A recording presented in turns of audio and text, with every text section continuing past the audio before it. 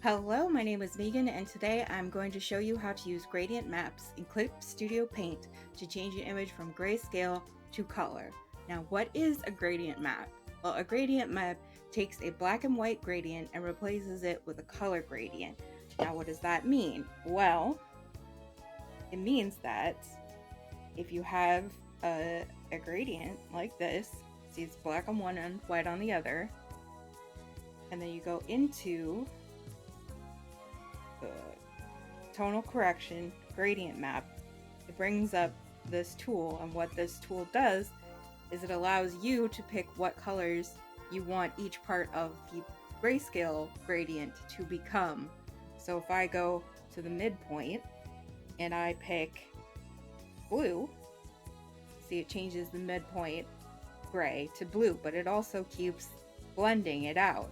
So if I go up to the light, to the white, and I change that to like a really white yellow, now the blue fades to yellow. And if I go into the shadow and I replace that with like a really dark red, now the blue fades into a really dark red.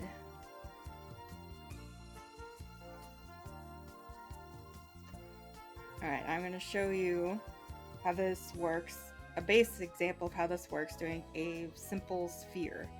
We're going to start with a circle and fill that in with mid-tone gray.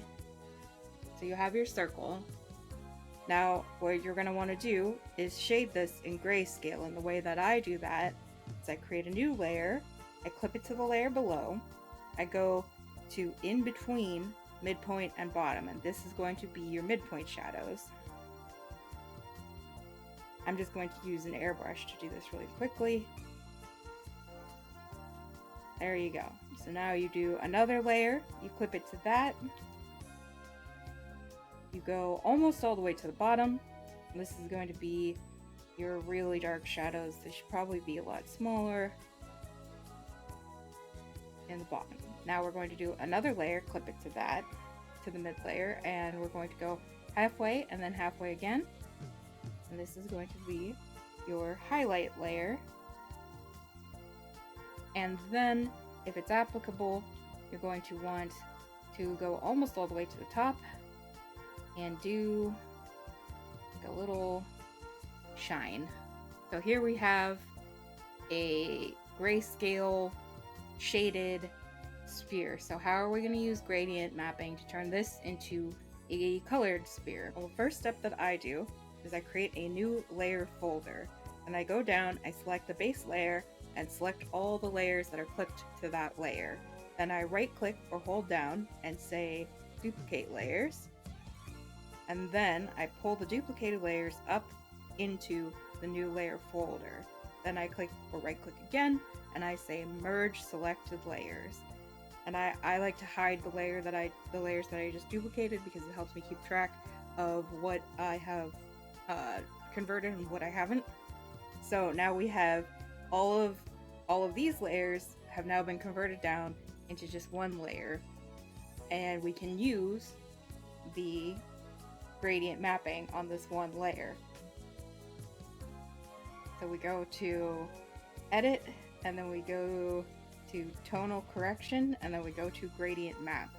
So let's say that we want this to be a I don't know, I'll go for like a fuchsia. This is a fuchsia bubble. And then you want to pick a highlight color. Now what tends to work really well for these is if you go for like a blue highlight, and then you go, shadows should always be on the opposite side of the color wheel from the highlight. And we're going to go for like a dark red. And you can play around with these settings to try and see what looks best. I'm going to go for maybe something like that. And then there we go. Now we have a colored version of the sphere. Okay, so that's all well and good for a very small and simple object, but how do we apply this technique to a more complicated piece? Well, I have some simple line art over here of a hand wearing a bracelet, and I'm going to go through using gradient mapping to color this.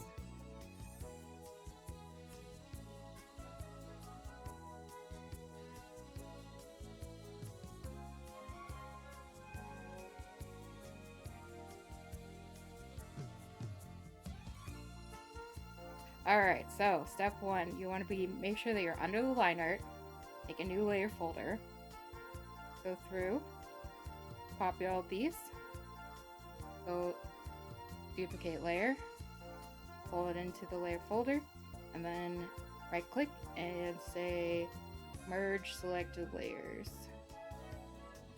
Now, the important part for using this for an actual art piece is that you're going to want to make a palette layer. And you're going to use the palette layer to be able to keep the colors that you want to use in your color history. So the first thing you're going to want to do is pick the base color. Also, using a palette lets you pick colors all at once to make sure that they go well together. So we're going to, because I know that I'm going to color in the bracelet at the bottom, I'm going to say this is the color I want for the skin, and I'm going to pick a nice warm gold to go for the bracelet.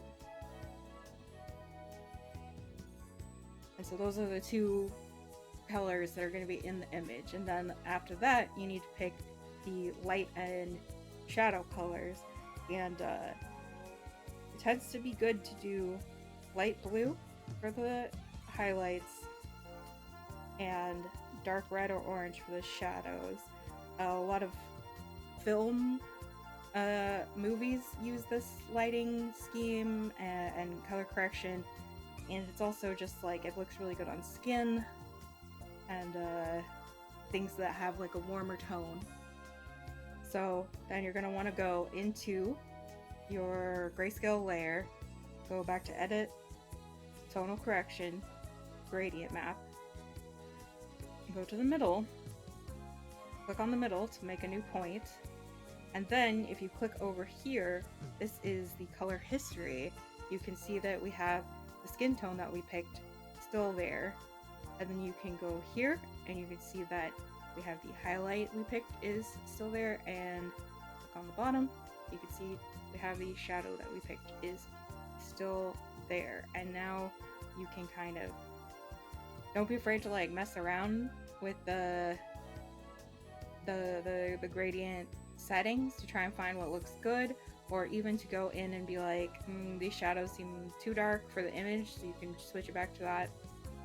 And like, as long as they're in the same general area as the rest of the shadows, it'll still look like it matches. So there we go. That's what I've picked. The other hint I would give is to don't be afraid to go in and add details using the multiply tool to your gradient colored drawing. So like, I'm going to just go in and add some red fingernails real quick using a multiply layer, and as you can see, it still has the shading coming through. Or you can use overlay depending on, like, I think that this might be a little too dark for multiply, but so I'm just going to lighten that up a bit. The thing is, multiply always darkens, so you're gonna want to keep that in mind while you're picking a color. But use a multiply or overlay layer to put in some details.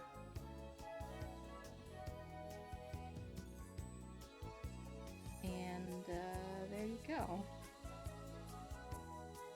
So that is how you use a gradient map to colorize a grayscale image. I hope that this was helpful, and if you have any questions, please leave them in a comment below.